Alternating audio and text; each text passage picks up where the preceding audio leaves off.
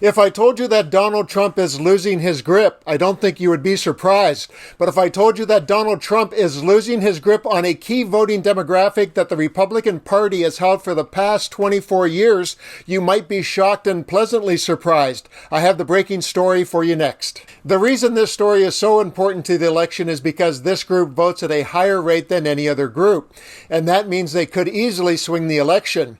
Many experts are saying that Trump has a ceiling. That means he can't attract any new voters, so losing the Republican grip on this group could be a disaster to the campaign. I will reveal the group that represents 1/3 of all voters and what the numbers say in just a few seconds, but the first clue I have for you is it's a group that is very sensitive to inflation. Have a listen to the CNN report that speaks to their concerns. I mean, if they looked at it carefully, they would realize that if you wanted to go after inflation, electing Trump would be like treating your diabetes with ho-hos. I mean, all of his plans are inflationary. He wants across-the-board tariffs. He wants to deport 9 million people from an economy where we have basically full employment, which would drive up prices. So I don't think they're reacting to things that he's proposing. I think that they're looking back at pre-pandemic prices and thinking those were good and why can't we go back to that? That didn't have anything to do with Trump. That's just the world that we lived in, not just the United States, but the entire world. And we live in a new world now. So I think it's understandable. But when voters pay attention to what Trump says at these crazy rallies, to Project 2025, and they compare them to what Kamala Harris is talking about, building the middle class, there's just no question that it would be better for them to elect Harris. If you have not guessed already, I think this next clue will give away the group that Trump is losing his grip on. Watch as the CNN reporters discuss the psychographics, memories, and feelings of this voting bloc, and then stick around to see the bombshell numbers that surely have Trump panicked. They've seen presidents come and go. They've seen good leadership. They've seen bad leadership. They remember the chaos of the Trump years. And also, they pay a lot of attention to things like Project 2025, which really threatens the things that they care about most, things like Social Security and Medicare.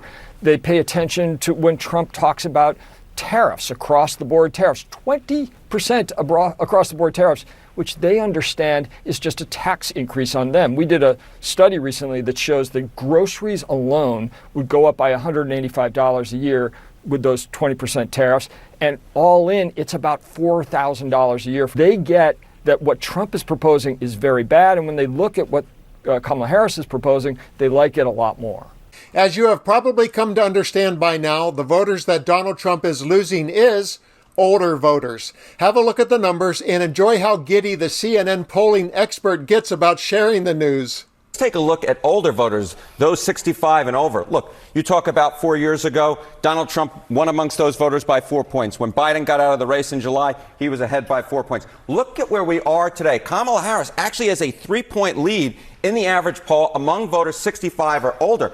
And let me point out, no Democrat has carried this group since Al Gore in 2000. So this could be the first time in 24 years that a Democrat actually carries voters 65 and older, despite the fact that Harris is doing worse among voters under the age of 30 and under the age of 34. If she's making gains with older voters and she's losing, if I'll say it that way, with younger voters, is that a good trade-off? It is an excellent trade-off. All right, let's look. Percentage of 2024 likely voters. Those under the age of 30 make up just 13% of likely voters. Look at this large chunk that voters 65 and older make up of likely voters. 29% in an average of the last 2 New York Times Siena College polls. So absolutely, if you're Kamala Harris, yeah, shred a little bit among younger voters. Obviously, you prefer not to shred anywhere, but if you're going to shred support anywhere, shred it among younger voters. Pick up support among older voters because they make up nearly 1/3 of the electorate. This is a great trade-off for Kamala Harris. And you think older voters are becoming an even more important bloc, even though they have now for generations of cycles, if you will. Why? Why are older voters becoming a more important bloc? Because look at this. Voters who are 65 plus. Back in 1980, it was 17%. Jump ahead to 2000, the last time Democrats won amongst that group, they were 20%.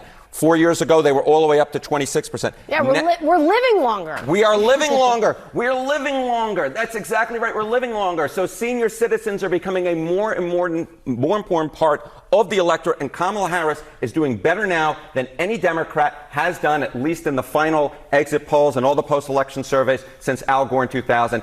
It's an excellent trade-off. This is part of the reason why Kamala Harris is leading, at least by a small margin, the average in the national polls. A 2010 survey by the Pew Research Center, conducted just as the oldest baby boomers were about to turn 65, found they were dissatisfied at very high levels compared with generations before and after. And Donald Trump took a look at that and leveraged it by turning the dissatisfaction into voters, and that contributed to his ascension to the highest office. As a baby boomer myself, I take great satisfaction in seeing this report and knowing that my generation is primed to hit the delete button on his reign of ridiculousness.